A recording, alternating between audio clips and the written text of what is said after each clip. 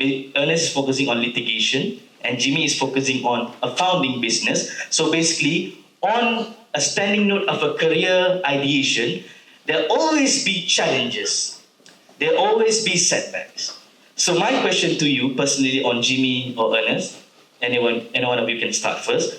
What has been the toughest challenge in your role so far, and how did it shape your growth and value in your career development? Yep. Maybe Ernest or Jimmy? Yep. I'll go first. I'll give a little bit of background about myself as well. So I have changes quite a lot of careers along my way. So I started off as a civil engineer and started founding my business in international education, and now I'm in AI, so EdTech a little bit. But throughout the years of my career, I've started working as an engineer, and now that I'm managing my business, going up the ladder, I think the most challenging for us is managing people, right? So people is the hardest to manage. And a lot of time, it requires a lot of communications, it requires a lot of understandings. And I think because everyone has a different point of view on something, I think we had a conversation with one of my friends as well earlier today. He mentioned that he worked in different culture, worked in Malaysia before, and now that he moved to Australia, and it's very different culturally, right? So in Malaysia, I think we just follow and listen to whatever that is being ordered. So we have a company, we have an office in Malaysia, so that's the culture in Malaysia. And in Australia, it's very different, right? Everyone has a voice. Everyone can voice up your opinions, right? So this is how we need to learn to manage different cultural background as well. So this is my challenge at times, because we are a very diversified company. We do have employees with a Italian background, with Aussie background, Malaysian background, and even Chinese background. So it's very diverse. So managing different culture background and managing different expectations is something that I think is quite challenging to me at this point of time. And I think what changes my perspective is I think I learned a lot from it as well. What I learned is we see things from a different perspective. I think it's quite important for us to think in others' shoes, not just thinking in your point of view. Sometimes you have to think in your colleague's shoes, what from his point of view, like what does he think, why does he has this type of point of view. So this is what I learned from it, and I became a better communicator, I think. Okay, a civil engineer in UNSW. I'm not sure if there's any UNSW students here, but I did 5 years degree in engineering, 4 years in bachelor and 1 year in master degree.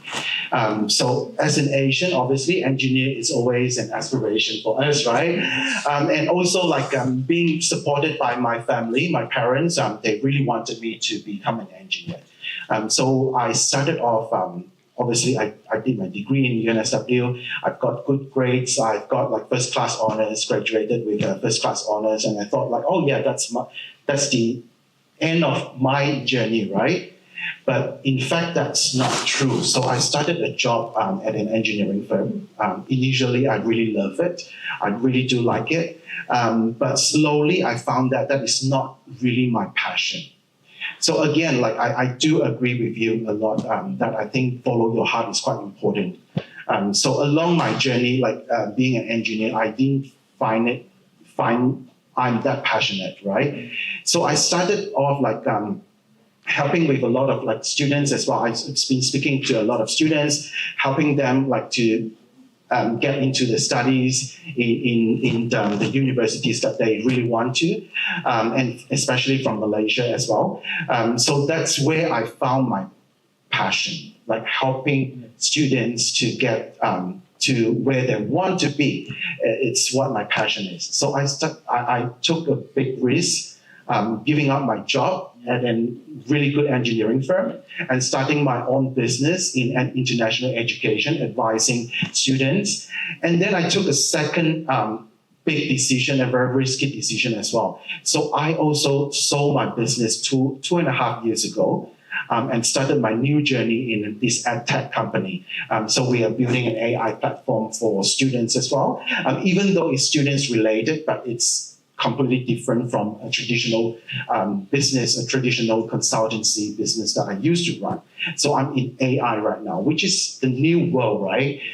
So I think taking that risk is because I found that this is what my calling is. This is what my passion is. So it's always like following your heart, I think, and taking that risk is always worthy. Thank you so much, Jimmy. So yes, what I can conclude with Jimmy's and also Ashraf's opinion today. So basically, sometimes the whole opinion sharing session and also the experience today. So I'm opening you guys for a Q&A session. I try to bring my passion, teaching, research into AI. All right, so I start studying about AI workflow, something like that. But it's too overwhelming. Yeah, like when you start research or studying about the AI workflow, it's too overwhelming because I don't know where to start. So my question is to Jimmy, where should I start to bring my passion in education, in research, into AI technology or maybe business?